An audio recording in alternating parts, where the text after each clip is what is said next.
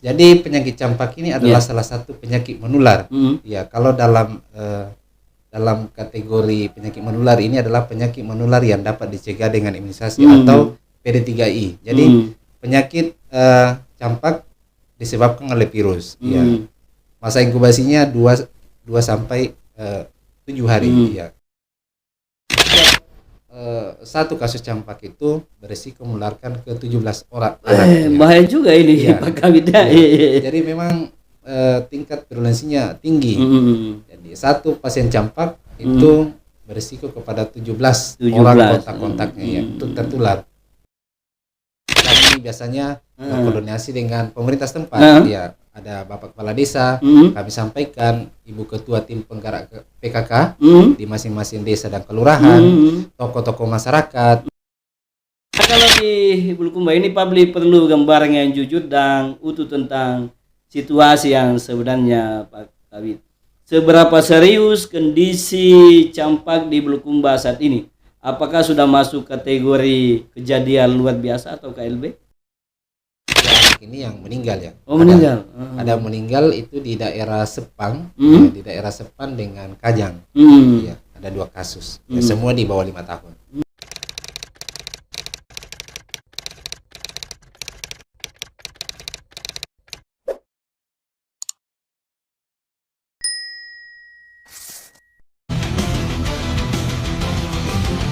Selamat bergabung di obrolan hangat para pandita.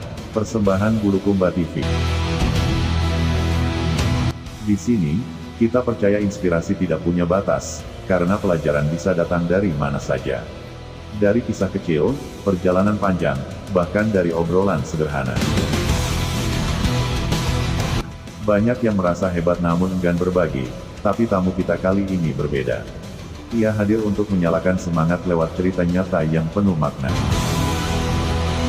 Mari kita sambut bersama. Assalamualaikum warahmatullahi wabarakatuh. Guys, kasus campak di Bulukumba kembali meningkat. Penyakit yang seharusnya bisa dicegah, ini justru jadi ancaman bagi anak-anak kita. Pertanyaannya sederhana tapi penting. Di mana letak masalahnya? Apakah pada sistem, kesadaran masyarakat, atau ada celah yang selama ini luput dari perhatian? Hari ini kita akan membahasnya secara terbuka bersama Kepala Bidang Pencegahan dan Pengendalian Penyakit Dinas Kesehatan Kabupaten Bulukumba, Bapak Faisal. Selamat datang di podcast ini. Di sini gagasan diuji, pengalaman dipertanggungjawabkan, dan integritas terlihat apa adanya. Hebat bukan soal klaim, hebat ketika berani membuka diri, diuji oleh pertanyaan, dan tetap tegak dengan argumen. Jika takut berbagi, mungkin yang besar bukan kapasitasnya, melainkan egonya. Assalamualaikum warahmatullahi wabarakatuh, Pak. Waalaikumsalam warahmatullahi wabarakatuh. Gimana kabarnya Pak Kabit? Baik Pak, kabarnya baik. Ya, selamat datang di studio Bulukumba TV. Pak Kabit lihat suasananya cukup sederhana, Pak Kabit. Saya berterima kasih juga Pak karena telah diundang oleh Bulukumba TV dalam isu yang terakhir ini memang terkait dengan penyakit campak. Ya, kasus campak ini adalah kasus penyakit yang dapat dicegah dengan imunisasi. Ya, sebenarnya tadi yang diberikan pengantar ya, yang seharusnya bisa dapat dicegah. Ya, jadi kenyataannya begitu Pak. Jadi penyakit ini dapat dicegah dengan imunisasi. Ya, baik Pak Kabit. Sebelum masuk soal campak, sebagai Kabit yang fokus pada pencegahan dan pengendalian penyakit, apa hal yang membuat Pak Kabit paling khawatir saat melihat kasus campak di Bulukumba? Iya. Jadi yang bikin kami khawatir terkait dengan peningkatan kasus campak di Kabupaten Bulukumba ini adalah respon masyarakat. Respon masyarakat terkait imunisasi ya. Jadi akhir-akhir ini memang pasca terjadinya pandemi COVID-19, cakupan imunisasi kita memang cenderung menurun. Ya. Jadi itu yang kekhawatiran kami karena kekebalan imunitas kelompok itu dapat dijamin potensi penularan penyakit tidak berkembang kalau 95% ke atas. Ya. Jadi jaminan cakupan imunisasi yang tinggi 95% itu akan membuat kita tidak khawatir kalau itu tercapai. Ya, kenyataan di Kabupaten Bulukumba masih ada anak-anak kita yang butuh dilengkapi cakupan imunisasinya. Ya. Ya, ini penting untuk diketahui. Ini sekedar kasus rutin atau ada masalah lebih dalam, Pak Kabid? Ya. Jadi untuk peningkatan kasus campak yang pernah terjadi pada tahun 2025 lalu, ya, di akhir tahun dia pernah meningkat di bulan Desember. Jadi awal lonjakan kasus itu di bulan Desember tahun 2025, ya, sampai masuk di awal bulan Januari, Februari situ meningkat. Nah sekarang di minggu ke 11, 12, 13 sekarang sudah mulai menurun. Ya, itu diikuti karena meningkatnya capaian imunisasi kejar kita. Jadi waktu ada sinyal peningkatan kasus di bulan Januari itu kita sudah melakukan upaya-upaya, Pak. Ya, kita sudah mengeluarkan surat penyampaian kepada seluruh pelayanan yang ada di puskesmas untuk segera melengkapi imunisasi untuk anak-anak kita sejak usia kurang dari 12 bulan sampai dengan 59 bulan. Jadi melalui program imunisasi kejar, ya. Sekarang sampai dengan kemarin capaian kita sudah sampai pada angka 75% untuk cakupan imunisasi kejarnya. Baik, sebelum masuk di capaiannya Pak Kewit, saya coba masuk dulu di pemahaman mendasar atau ini mungkin menjadi bagian dari edukasi publik. Sebelum bicara campak dan pola penanganannya, masih banyak masyarakat yang belum benar-benar memahami apa itu campak dan bahayanya, Pak Kabid. Nah, sebenarnya apa itu penyakit campak, bagaimana ciri-cirinya, bagaimana pola penyebarannya, serta bagaimana pengobatan dan pencegahannya yang seharusnya dipahami masyarakat, Pak Kabid. Ya, baik. Jadi penyakit campak ini adalah salah satu penyakit menular. Ya, kalau dalam kategori penyakit menular ini adalah penyakit menular yang dapat dicegah dengan imunisasi atau PD3I. Jadi penyakit campak disebabkan oleh virus. Ya. Masa inkubasinya 2 sampai 7 hari. Ya. Kira-kira begitu, Pak, ya. 2 sampai 7 hari. Rata-rata 5 hari, ya. Jadi penyakit campak ini dapat dicegah dengan pemberian imunisasi campak sebanyak 4 kali, ya. Jadi campak 1, campak 2, campak 1 di usia 9 bulan, campak 2 di usia 18 bulan, campak ketiga pada bias kelas 1 SD, dan yang terakhir itu adalah kampanye campak. Nah, ini kampanye campak kita laksanakan di terjadinya peningkatan kasus. Itulah yang dikenal dengan imunisasi kejar dengan ORI, ini campak campaign, ya. Jadi penyakit menular ini tentu ini dapat ditularkan ke orang lain, ya, melalui droplet, ya. Jadi pada saat si penderita ini batuk, ya, batuk atau bersin, ini mengeluarkan droplet dari dalam tubuh, ya. Jadi kemungkinan untuk tertularnya orang lain itu pada saat kontak, ya. Kontak apakah kita berbicara begini dengan jarak misalnya kurang dari 1 meter, itu potensinya untuk menularkan itu lebih besar, ya. Perbedaan dengan penyakit menular lain, campak ini cukup tingkat virulensinya itu cukup tinggi, ya, karena menurut WHO setiap satu kasus campak itu berisiko menularkan ke 17 orang anak. Bahaya juga ini, Pak Kabid. Jadi memang tingkat virulensinya tinggi. Jadi satu pasien campak itu berisiko kepada 17 orang kontak-kontaknya, ya, untuk tertular. Jadi penyakit campak biasanya sebenarnya kan ini virus, ya, bisa sembuh sendiri. Ya, pada dasarnya bisa sembuh sendiri. Ya, tetapi di sisi lain campak ini menimbulkan komplikasi. Nah, komplikasinya ini ada yang berat, ada yang sedang, ya. Kalau yang berat komplikasinya seperti pneumonia, ya, pneumonia. Ini yang banyak terjadi akhir-akhir ini, ya, campak dengan komplikasi pneumonia atau tegang paru, ya. Biasanya kalau anak di bawah 5 tahun ini sangat berisiko kalau kita tidak lakukan perawatan dengan benar ya di rumah sakit yang bisa merawat kasus pneumonia ini ya harus ditangani sesegera mungkin ya. Yang paling berpotensi kena penyakit ini Pak Kabid ada kriteria umurnya misalnya? Jadi untuk kasus campak sendiri ini tidak semua kategori umur. Ya, semua kategori umur. Dari usia 0 sampai dengan lanjut usia. Jadi semua orang. Itu terbukti pada kasus yang terjadi di Kabupaten Bulukumba ini banyak orang-orang usia 30 tahun ke atas, ada juga yang kena. Jadi bukan hanya di bawah 15 tahun. Penyakit menular yang lainnya ini ada yang kategori 15 tahun ke bawah. Kalau campak semua umur. Semua usia. Tetapi yang paling rentang ya di bawah 5 tahun. Di bawah 5 tahun. Dan itu mesti harus tercukupi imunisasinya begitu ya. Iya. Imunisasinya kalau di bawah 5 tahun ya 2 kali pemberian. Karena pemberian ketiga itu di kelas 1 SD. Nah, bisa disampaikan Pak Kabid ciri-ciri awal yang bisa mendeteksi atau bisa kita tahu bahwa yang bersangkutan ini sudah terkena penyakit campak atau bagaimana Pak? Iya. Jadi penyakit campak itu mempunyai gejala.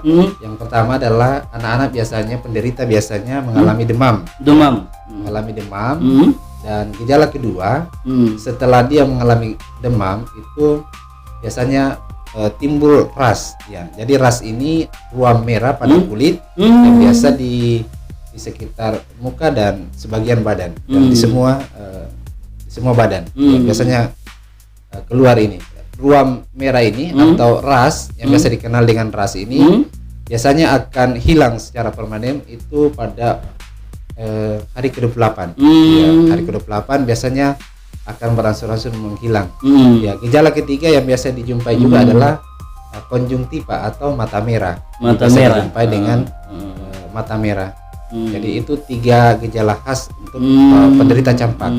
Jadi ketika gejala ini ditemukan pada suatu penderita, maka bisa dikategorikan sebagai suspek atau tersangka penyakit campak. Dari 3 ini salah satunya terpenuhi sudah bisa dianggap bahwa itu sudah memenuhi karena ciri-ciri ketetapan WHO itu minimal 2 gejala. Jadi 2 gejala, demam dan ras. Karena ini yang bisa membedakan penyakit menular lainnya yang memiliki gejala ruam merah, ruam kemerahan. Ini yang 2 ini Pak, demam dengan ras. Ya, karena ada juga bintik merah pada pasien DBD, ya. Tapi ini berbeda. Bintik merahnya DBD dengan campak. Oh, beda-beda. Ya. Kalau campak ya di seluruh tubuh. Nah, kalau pola penyebarannya tadi sebenarnya sudah disinggung, mungkin bisa diperjelas kembali Pak Kabid. Iya. Pola penyebarannya untuk penyakit campak. Jadi pola penyebaran penyakit campak ini adalah penyakit menular yang dengan kontak ya. Jadi dengan kontak pada orang lain yang cakupan imunisasinya tidak lengkap. Jadi sangat berisiko. Sangat berisiko kepada orang-orang yang tidak diimunisasi. Jadi kontak yang tidak diberikan imunisasi ini sangat berisiko untuk tertular. Kemudian untuk mencegahnya imunisasi tadi Pak Kabid. Jadi ada cara lain selain imunisasi atau imunisasi menjadi salah satu-satunya cara untuk bisa mencapai kekebalan dari penyakit ini. Jadi satu-satunya upaya pencegahan kita dalam menanggulangi kasus campak ini adalah pemberian imunisasi. Jadi pemberian imunisasi ini melengkapi bagi yang belum lengkap imunisasinya, bagi sasaran-sasaran baru ya segeralah ke layanan imunisasi yang tersebar di seluruh posyandu. Ya, kalaupun tidak sempat datang, petugas-petugas kami tentu mempunyai data, jadi bisa dilakukan imunisasi kejar yang saya bilang tadi. Akan dikejar sampai terpenuhi semua cakupan imunisasi. Kecuali memang ada beberapa pendekatan yang kami harus lakukan kepada orang-orang yang masih belum melengkapi imunisasinya. Ini kami biasanya koordinasi dengan pemerintah setempat. Ya, ada Bapak Kepala Desa, kami sampaikan Ibu Ketua Tim Penggerak PKK di masing-masing desa dan kelurahan, tokoh-tokoh masyarakat. Ya. Kemarin kami lewat di sini Pak, di belakang ini dari kantor Desa Tacorong. Ya, saat melakukan posyandu, kami lihat ada beberapa anak yang tidak mendapatkan imunisasinya. Kami sampaikan ke Pak Kepala Desa untuk segera dikunjungi, dikunjungi bersama dengan petugas kesehatan. Berarti petugas kesehatan nanti akan terjun langsung ke rumah-rumah begitu, Pak Kabit ya? Iya, biasanya. Terus cara kedua ya tentu melakukan perilaku hidup bersih dan sehat. Jadi rajin mencuci tangan, dia etika batuk. Yang ini yang harus kita sebarluaskan kepada masyarakat ya. Ketika kita dekat dengan orang dan kemudian ada batuk, tentu kita harus melakukan upaya pencegahan dengan menggunakan masker atau etika batuk ya. Etika batuk itu ya, ketika batuk kita pakai tisu atau pakai ini lengan ya, lengan untuk menutup kira-kira kalau ada droplet yang keluar seperti itu. Dan itu cukup bahaya juga kalau sampai keluar itu Pak Kabit karena jarak 1 meter itu memungkinkan untuk terjadinya penularan ya. Bahkan satu yang kena bisa sampai 17 tadi. 17 yang berdasarkan WHO. Dengan WHO tadi, Pak Kabit, luar biasa. Iya, agak bahaya juga ini, Pak Kabit. Nah, kalau di Bulukumba ini publik perlu gambaran yang jujur dan utuh tentang situasi yang sebenarnya, Pak Kabit. Seberapa serius kondisi campak di Bulukumba saat ini? Apakah sudah masuk kategori kejadian luar biasa atau KLB? Iya. Jadi sampai dengan saat ini untuk situasi di Kabupaten Bulukumba kami belum menetapkan sebagai kejadian luar biasa. Jadi statusnya masih kewaspadaan KLB. Namun di berbagai media saya lihat ada di beberapa media di Makassar juga itu menyampaikan bahwa Bulukumba dalam kondisi KLB. Ya, padahal rekomendasi yang dikeluarkan oleh Kementerian Kesehatan melalui Ditjen P2P memang ada 6 kabupaten ini terdampak. Ya. Termasuk Bulukumba. Nah, Bulukumba diberikan rekomendasi adalah pemberian imunisasi kejar, ya, jadi melengkapi. Kalau 3 kabupaten lainnya itu adalah ORI. ORI itu adalah Outbreak Response Imunisasi. Jadi merespon imunisasi pada situasi KLB. Nah, kondisi kasus kita di Kabupaten Bulukumba sejak minggu 11 itu sudah mulai menurun, ya, sudah mulai menurun. Jadi pengamatan kami dalam rangka kewaspadaan penyakit ada namanya di Dinas Kesehatan itu sistem kewaspadaan dini dan respon. Ya, ada 24 penyakit yang kami amati, ada COVID-19, ada malaria, ya. Ini yang kami amati setiap minggu. Jadi kita lihat datanya. Ya, kalau total kasus yang ada saat ini berjumlah 380 kasus sejak bulan Januari. Sejak bulan Januari. Tetapi sebenarnya gejala-gejala seperti ini itu sudah terlihat di 2025 akhir atau gimana? Akhir 2025 sudah ada. Sudah ada. Jadi 380 ini kasus suspek yang ada hasil pemeriksaan laboratorium baru 35. Jadi belum semua ada hasilnya. Ya, yang saya sampaikan tadi gejalanya kalau sudah ada demam dengan ras itu sudah masuk dalam kategori suspek. Tetapi untuk mengklasifikasikan sebagai kasus campak itu harus ada hasil laboratorium. Ya, dalam hal ini dikeluarkan oleh Laboratorium Kesehatan Masyarakat, ya, Kesehatan Makassar. Nah, kondisinya saat ini yang suspek, Pak Kabit, seperti apa? Apakah sudah ada yang sembuh atau ada yang malah sampai pada tingkatan tertentu kritis misalnya? Jadi kasus campak yang kami temukan sebanyak 380 ini sudah dinyatakan sembuh. Namun ada memang yang dua anak ini yang meninggal ya. Meninggal. Ada meninggal itu di daerah Sepang, di daerah Sepang dengan Kajang. Ya, ada 2 kasus. Ya, semua di bawah 5 tahun. Ya. Ini kira-kira di awal bulan Januari. Ya, penyebaran penyakit biasanya tidak merata, Pak Kabit, dan punya pola tertentu. Di wilayah mana yang paling terdampak dan apa faktor utamanya sebenarnya? Ya, jadi untuk pola penyebarannya ini kasus campak tertinggi di wilayah Kecamatan Ujung Bulu. Ujung Bulu. Dalam hal ini adalah wilayah kerja Puskesmas Ceile, diikuti dengan puskesmas yang berada di wilayah Gantarang, Kecamatan Gantarang. Ya. Jadi puskesmas yang ada di wilayah perkotaan ini tentu menjadi daerah yang paling berisiko karena yang pertama jumlah penduduk mungkin ya cukup tinggi. Ya. Yang kedua mobilitas penduduknya tinggi, Pak. Ya. Kemungkinan kasus yang terdeteksi di awal ini mungkin saja pernah mengunjungi daerah endemis, misalnya daerah yang sedang tinggi waktu itu kan Makassar, Maros, ya, Goa, ya. Kemungkinan karena mobilitas kita tinggi ya. Ini sama juga ya, begitu. Bisa saja di kota lebih cepat penyebarannya karena padat penduduk ya. Ini mohon dikoreksi kalau salah pernyataan saya, Pak Kabid, bahwa data seringkali tidak mencerminkan kondisi real di lapangan.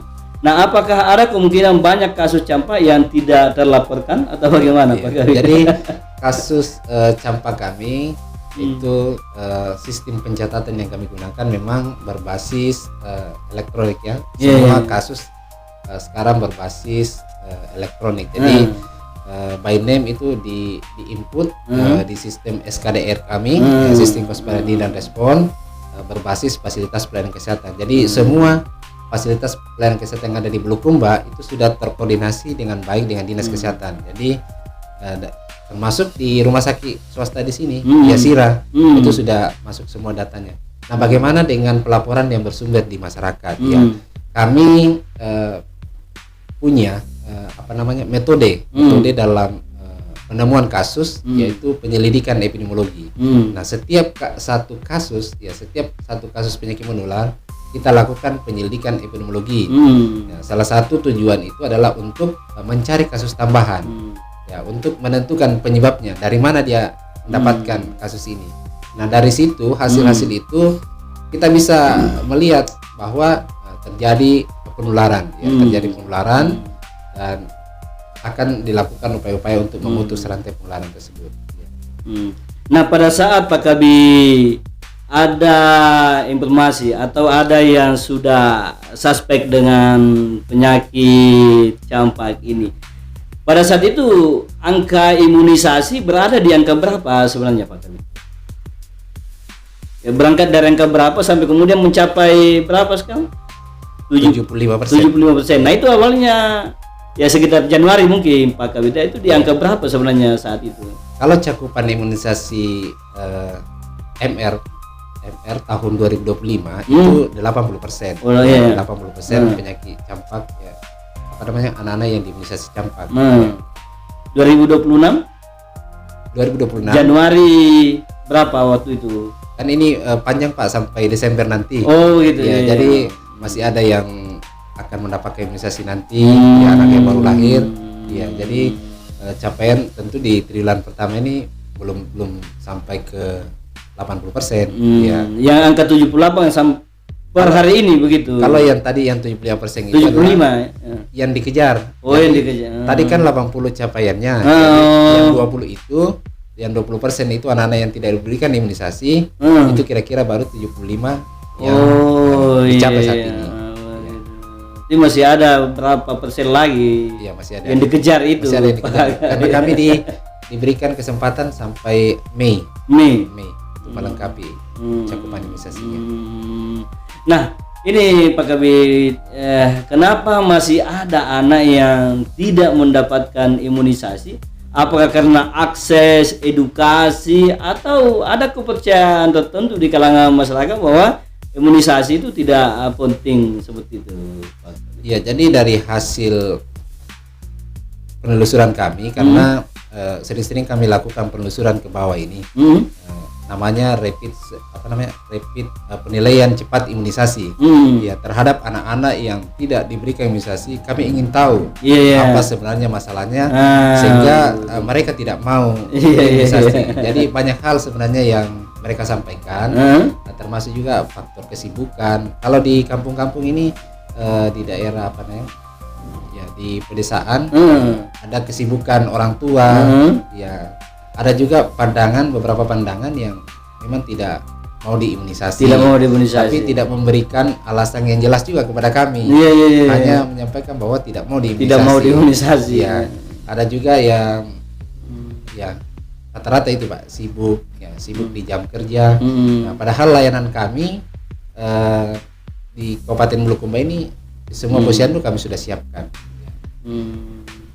Kami juga melaksanakan di sekolah melalui bulan imunisasi anak sekolah. Yes. Dan itu sudah jalan Pak Kabid? Sudah jalan dia. Di seluruh sekolah di Kabupaten Bulukumba? Di seluruh sekolah. Ya. Nah sekarang ada kemudian program dari pemerintah yang terbaru ini cek kesehatan gratis. Ya. Itu juga dilaksanakan di sekolah dan di dalamnya ada screening imunisasi. Ya. Jadi tidak ada lagi untuk sasaran yang bisa lepas karena akan ditanyakan imunisasi apa yang sudah diterima, imunisasi apa yang belum. Ya.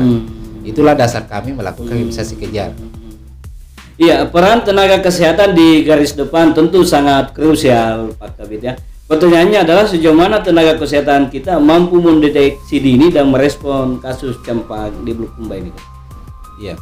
Jadi untuk tenaga kesehatan terdepan kami karena jejaring pelayanan ini sampai ke tingkat posyandu ya Pak. Posyandu betul. Posyandu di puskesmas ada penanggung jawab imunisasi, ada juri korim ya. Ada korim di posyandu ada kader ya. Di pustu ada petugas kami juga yang melakukan. Jadi kami juga dibantu dari tim PKK. Tim PKK juga sangat membantu kami dalam pencapaian imunisasi ini. Ya. Jadi semua unsur telah berperan dalam mendukung program imunisasi. Namun memang kita belum mencapai target ya. Cakupan imunisasi kita di tahun 2025 itu masih di angka 80%. 80%. Ya, masih di angka 80%. Ya. Targetnya untuk tahun ini? Target tahun ini 80 memang. 80 kesehatan dia. Tetapi untuk mencapai kekebalan kelompok itu 90%. 90%. Atau ada target ke depan untuk sampai 95% misalnya? Ya, pasti kami targetkan. Oh gitu. Targetkan lebih tinggi. Nah ini kembali dipertegas bahwa Bulukumba sejauh ini belum masuk pada kategori KLB Pak Kabid ya. Ya. Seperti yang beredar ini kan di lapangan informasi yang berkembang itu Bulukumba sudah masuk KLB dengan beberapa kabupaten tadi Pak Kabid ya. Nah sejauh ini belum. Nah itu perlu dipertegas itu. Ya, kemudian jadi silakan. Mungkin saya sampaikan bahwa definisi KLB itu adalah kalau untuk penyakit yang dapat dicegah dengan imunisasi salah satunya adalah penyakit campak, bahwa kejadian yang terjadi sebanyak 5 kasus dalam 4 minggu berturut-turut yang memiliki hubungan epidemiologi. Oh gitu. Jadi ada kriteria khususnya.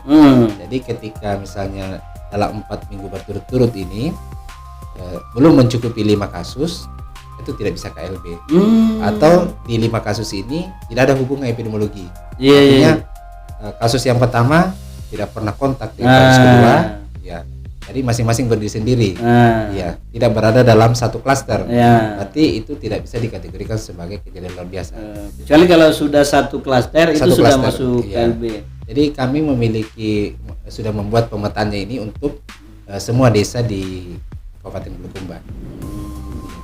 Ada semua datanya itu Pak? Ada datanya. Nah yang paling besar tadi saya sempat singgung di wilayah mana, ternyata di Kecamatan Ujung Bulu. Kalau desa atau kelurahannya di mana yang Cile, paling? Di Kelurahan Cile. Kelurahan Cile? Iya, Kelurahan Cile. Ada datanya berapa kasus sejauh ini? Saya ada di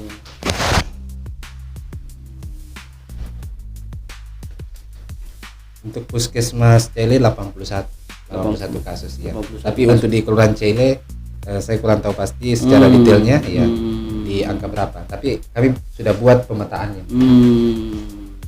Ya Pak Kabid, situasi ini tentu juga menjadi bahan evaluasi di internal Dinas Kesehatan Pak Kabid.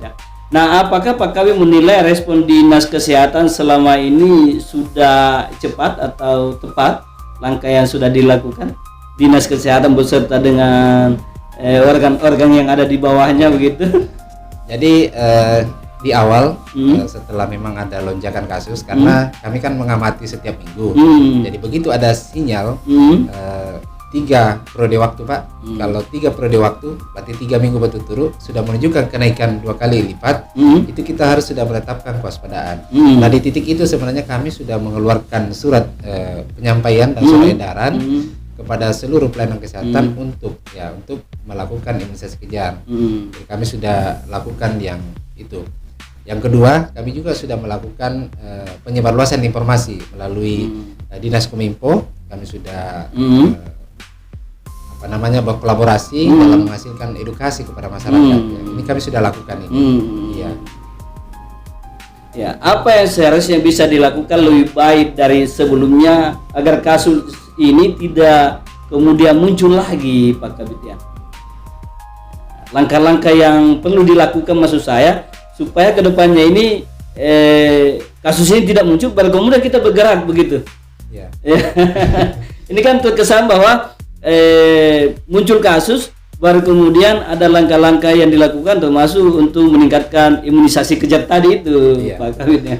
Ya, jadi sebenarnya langkah di awal ya kita harus meningkatkan cakupan imunisasi rutinnya. Jadi sebenarnya kejar itu kan hanya untuk melengkapi. Yang paling dasar ya imunisasi rutin. Sebuah anak-anak yang sudah masuk dalam kategori mendapatkan imunisasi ya harus secepatnya diberikan sehingga mereka terlindungi. Ya. Gitu ya. Tetapi sejauh ini tetap dilakukan, bukan karena dengan adanya kasus ini baru kemudian ya ada kesan atau dalam tanda kutip tergopoh-gopoh untuk mencapai cakupan imunisasi itu. Mungkin Nah, ya. ini kan sudah rutin kami lakukan Pak. Sudah rutin ya. Termasuk juga KLB. Jadi bukan berarti Bulukumba tidak pernah melakukan kejadian-kejadian pada situasi KLB. Kemarin pernah di tahun 2025 penyakit menular juga yang dapat dicegah dengan imunisasi, penyakit difteri itu kami tetapkan KLB dan melakukan ORI. Ya, ORI itu yang saya sampaikan tadi adalah semua anak-anak diimunisasi tanpa memandang status imunisasinya. Ya, yang penting masuk dalam kategori umur diberikan semua imunisasi. Baik Pak Kabid, kita masuk di dampak dan resikonya. Banyak masyarakat masih menganggap bahwa campak sebagai penyakit ringan. Nah, pertanyaannya kemudian apa risiko terburuk jika kasus campak ini tidak segera dikendalikan? Jadi kasus campak kan memang menimbulkan komplikasi. Jadi penanganan setiap kasus campak sebenarnya harus sesegera mungkin. Ya. Begitu ada kasus suspek yang perlu kita laksanakan di tengah-tengah masyarakat kita adalah bagaimana menerapkan standar isolasi dan karantina. Ya, jadi prosedur ini sebenarnya pernah diberlakukan pada saat pandemi COVID kemarin. Ya. Jadi ketika kita mengalami sakit maka mengisolasikan diri berarti tidak kontak dengan orang lain yang begitu mengalami gejala. Apakah ini dilakukan di rumah? Apakah ini dilakukan di pelayanan kesehatan? Itu wajib dilakukan prosedur ini. Yang kedua, prosedur karantina berarti orang-orang yang pernah kontak itu juga harus menjaga diri, ya harus menghindari kontak dengan orang lain. Kalaupun harus beraktivitas, ya harus mengenakan masker. Ya. Ini hampir sama dengan COVID begitu. Iya sama. Protokolnya begitu. Karena penyakit yang pernapasan ya. Iya. Nah kalau di rumah sakit sendiri, saya mungkin butuh gambaran bagaimana kondisi di rumah sakit sekarang terkait dengan penyakit campak itu. Apakah masih banyak anak-anak yang saat ini ya lagi butuh penanganan di rumah sakit atau seperti apa? Kalau pengamatan kami di minggu 13 dan 14 ini sudah mulai menurun. Sudah mulai menurun dan kasusnya sudah sangat sedikit lagi ya. Kesiapan di rumah sakit kita Sultan dan Raja mereka memiliki kapasitas isolasi yang cukup untuk menampung kasus-kasus campak di Bulukumba. Jadi penularan yang mungkin terjadi di fasilitas pelayanan kesehatan saya kira ini sangat minim ya. Karena kita sudah memiliki ruang isolasi yang cukup. Di minggu berapa sih sebenarnya yang agak meningkat kasusnya Pak Kabid? Sekarang di minggu 14. Minggu 14 itu sudah pergerakannya sudah menurun Pak Kabid ya? Sudah mulai menurun. Nah di minggu berapa sebenarnya yang paling klimas atau awal Februari. Iya, di situ terjadi peningkatan yang cukup drastis. Yang sempat meninggal itu yang 2 tadi disebutkan itu akhir Januari. Akhir Januari. Iya. Itu mungkin karena lambat ditangani atau seperti apa, lambat informasinya atau tindakan yang oleh orang tuanya tidak ada sama sekali sampai kemudian ada yang sampai seperti itu. Jadi 2 anak yang meninggal ini komplikasinya semua adalah pneumonia. Ya, jadi mereka dilayani di Rumah Sakit Sultan Den Raja, di apa namanya, dirawat ya. Jadi mereka datang pada saat sudah setelah demam ya, setelah demam. Ya, jadi ya seperti itu. Nah, mestinya sebelum itu sudah bisa ke fasilitas kesehatan itu ya, Pak Kabid ya. Sebelum demam misalnya sudah. Tidak, setelah ada gejala, Pak. Sudah ada gejala mestinya begitu ya. Kan itu tadi gejala campak ya, demam dengan ras. Betul. Berarti ketika ini ada kategorinya sudah suspek campak, berarti harus mengunjungi layanan kesehatan. Ya, ini mesti disampaikan ke masyarakat supaya jangan ketika parah baru kemudian ada tindakan untuk mendatangi fasilitas kesehatan, Pak Kabid. Betul. Begitu ada tanda, ada ciri-ciri, ya seperti yang disebutkan tadi ya mesti segera dilakukan tindakan begitu, Pak Kabid ya. Kalau situasinya saat ini begitu ada demam ya harus menghubungi petugas kesehatan terdekat, berarti di puskesmas. Ya. Bahkan di Posyandu ada juga petugas ya. Ya, di Posyandu ada kader dan kontak yang bisa dihubungi karena petugas kesehatan yang di sana petugas pustu dan poskesdes. Jadi sebenarnya tidak ada alasan Pak Kabid untuk melihat kasus ini agak santai karena ini kan sampai di level terendah ini ada petugas kesehatan di situ ya, dan layanannya tersedia Pak Kabid. Layanan tersedia. Ya, tadi disebutkan bahwa kelompok yang paling rentan itu usia anak-anak, Pak Kabid ya, dan itu mesti jadi prioritas Pak Kabid ya. Iya, menjadi prioritas di bawah 5 tahun ya. Di bawah. Nah, kalau misalnya yang di atas 5 tahun, apa pola-pola penanganan sebagai langkah antisipasi agar campak ini tidak kemudian kena ke usia yang di atas 5 tahun itu? Sebenarnya prosedurnya sama saja Pak ya, sama saja antara ya, cuma kan resikonya lebih berat yang di bawah 5 tahun ya. Di atas 5 tahun sama penanganannya. Oh gitu ya. Kalau misalnya baru ketahuan di usia misalnya 30-an 40-an bahwa imunisasinya tidak lengkap, itu tidak bisa lagi ada imunisasi begitu Pak Kabid ya? Saat ini kebijakan dari pemerintah untuk program imunisasi yang masuk dalam kategori anak-anak yang diimunisasi adalah sesuai kategori umur di bawah 5 tahun untuk imunisasi dasar dan imunisasi bias untuk anak-anak di SD. Yang lanjutan sampai saat ini imunisasi HPV.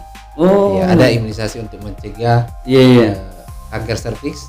Itu kami masih kejar sampai SMP kelas 3 untuk anak-anak perempuan kita. Ya. Jadi kebijakan untuk vaksin pada usia dewasa dari program itu belum ada, tetapi pada hakikatnya bisa saja mendapatkan vaksin pada dewasa. Ya, sekarang ada surat edaran dikeluarkan dari Kementerian Kesehatan untuk memberikan vaksinasi campak bagi petugas medis ya di rumah sakit ya, rumah sakit pemerintah. Jadi sekarang sudah ada kebijakannya. Saat ini kami baru mendata berapa dokter dan tenaga kesehatan lainnya yang akan diberikan vaksinasi. Ya Pak Kabid, tantangan terbesar seringkali adalah kelompok masyarakat yang menolak vaksin itu. Iya.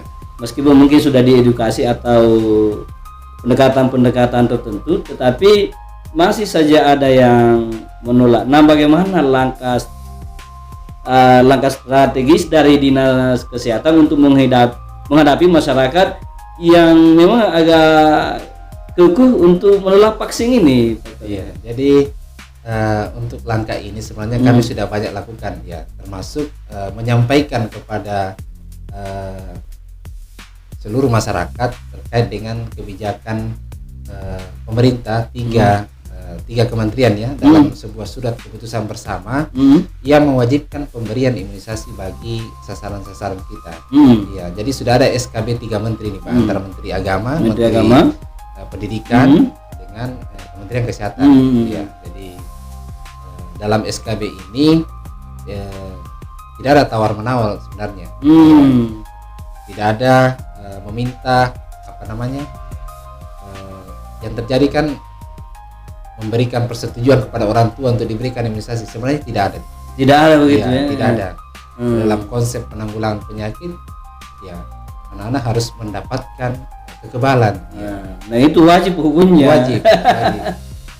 Karena negara harus menjamin warganya untuk anak-anak ini mendapatkan kekebalan, betul. supaya tidak berpotensi untuk tertular penyakit menular. Nah kalau ada yang masih tetap saja bertahan dengan prinsipnya pendiriannya bahwa vaksin itu tidak penting bagi anak-anaknya, apa yang mesti dilakukan? Jadi yang kami lakukan ini tetap melakukan edukasi kepada masyarakat, tentu memberikan di semua kesempatan melalui penyuluhan, melalui media-media di semua puskesmas, melalui promosi kesehatannya. Kami sudah menyampaikan untuk membuat media promosi, memberikan penyuluhan kepada masyarakat terkait dengan pentingnya imunisasi. Ya, kami juga sudah bekerja sama dengan dai-dai, para dai untuk menyampaikan, membantu kami dalam penyebarluasan informasi.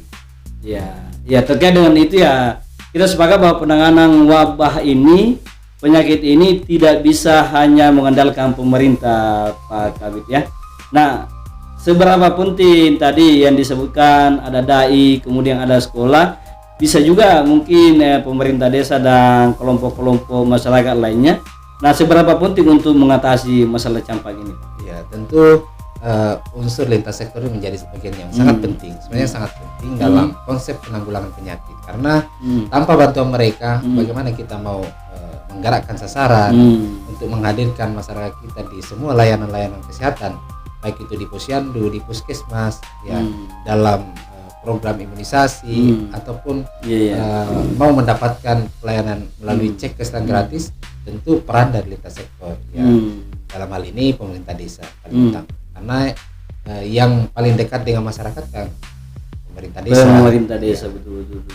Untuk di satuan pendidikan, ya, dinas pendidikan itu sangat kami butuhkan bantuannya dalam menyampaikan kepada para orang tua untuk menerima program imunisasi. Yang ketiga tentu Kementerian Agama. Di samping kami sudah mengundang ya tentu dai untuk menyampaikan juga di setiap ceramah-ceramah pentingnya imunisasi. Jadi kami sudah lakukan. Ya, perubahan besar sering dimulai dari langkah kecil masyarakat. Nah, apa yang mesti dilakukan masyarakat sebagai langkah sederhana agar tidak berdampak lebih besar ini, Pak Kabid? Jadi yang perlu dilakukan oleh para orang tua kita yang memiliki anak-anak berisiko terhadap penyakit menular, jadi bukan hanya campak, ya tentu mematuhi protokol kesehatan. Ya, jadi seperti mengenakan masker ya, saat kondisi memang saat ini banyak yang anak-anak yang mengidap penyakit campak ya. Yang kedua melengkapi status imunisasinya. Ya, jadi menghubungi layanan kesehatan untuk melengkapi semua jenis imunisasinya. Saya kira itu dua hal yang sangat penting untuk dilakukan. Baik. Publik butuh arah dan target yang jelas. Pertanyaannya, apa target untuk beberapa bulan ke depan terkait dengan pengendalian campak di Bulukumba ini? Ya, jadi target kami ke depan ini adalah bagaimana melengkapi tadi imunisasi kejarnya bisa mencapai di 100%. Jadi semua anak-anak yang belum mendapatkan imunisasi lengkap ya kami harus penuhi sampai dengan akhir Mei, karena kami target oleh pemerintah provinsi harus melakukan imunisasi kejar sampai mencapai 95% ke atas. Kesadaran masyarakat masih menjadi tantangan besar, ini tadi saya sudah sampaikan. Nah, jika masyarakat masih mengabaikan imunisasi, apa konsekuensi yang harus mereka pahami? Apalagi tadi disebutkan bahwa imunisasi ini sifatnya wajib begitu.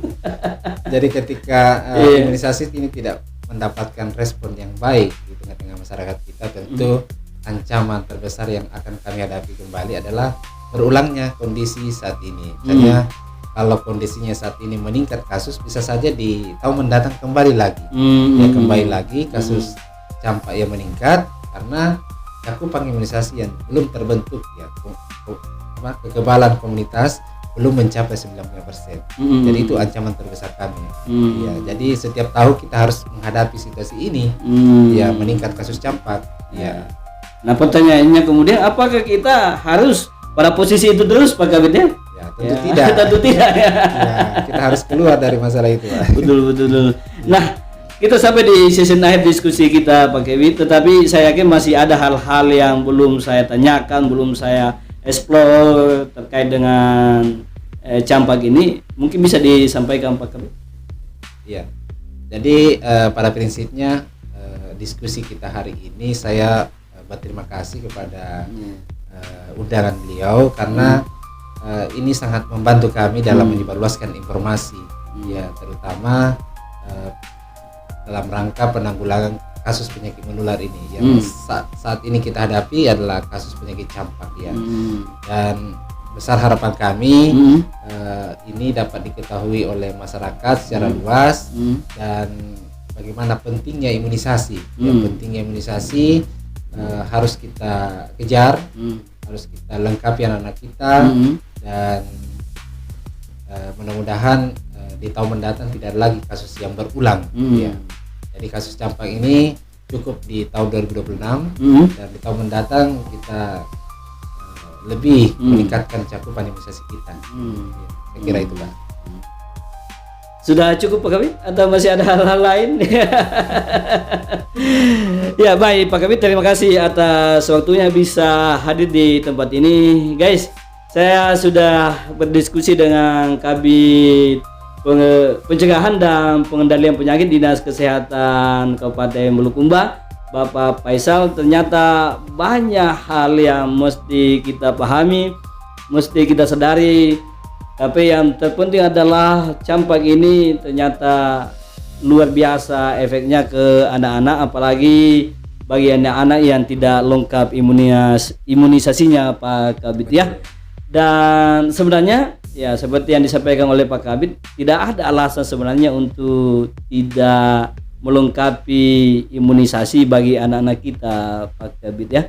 Itu sifatnya wajib sebenarnya. Jadi tidak ada alasan untuk orang tua atau siapapun untuk menolak vaksin ini, karena itu untuk kebaikan anak-anak kita sendiri. Dan kita berharap bahwa ke depan kasus campak yang pernah terjadi dan sampai saat ini masih saja terjadi di Bulukumba, tetapi ternyata sudah mengalami penurunan yang cukup signifikan. Kita berharap bahwa ke depan itu sudah berkurang atau bahkan tidak ada lagi kejadian seperti itu di Bulukumba. Atau masih ada hal-hal lain, Pak Kabit, yang mau disampaikan? Saya kira cukup. Iya. Terima kasih Pak Kabit atas waktunya hadir pada kesempatan kali ini. Dan kita berharap, sekali lagi harapan saya, bahwa mari kita lindungi, mari kita memberikan perhatian lebih kepada anak-anak kita, supaya anak kita lengkap imunisasinya dan tidak terkena dampak dari penyakit campak ini. Dan akhirnya saya mengajak Anda jangan lupa channel ini di subscribe, komen, like, dan di share agar channel ini terus bertumbuh dan berkembang dan bisa memberikan manfaat buat kita semua. Tetapi satu hal yang sebelum diakhiri, Pak Kabit, jika besok-besok misalnya masih ada hal-hal yang mau disampaikan oleh Dinas Kesehatan, kami membuka diri untuk itu. Saya berharap bahwa media ini menjadi media sosialisasi dan menjadi media komunikasi penyambung dari semua stakeholder yang ada untuk selanjutnya bisa disampaikan ke masyarakat, Pak Kabit. Siap. Iya, baik. Terima kasih dan akhirnya kami ucapkan wabillahi taufiq wal hidayah. Assalamualaikum warahmatullahi wabarakatuh.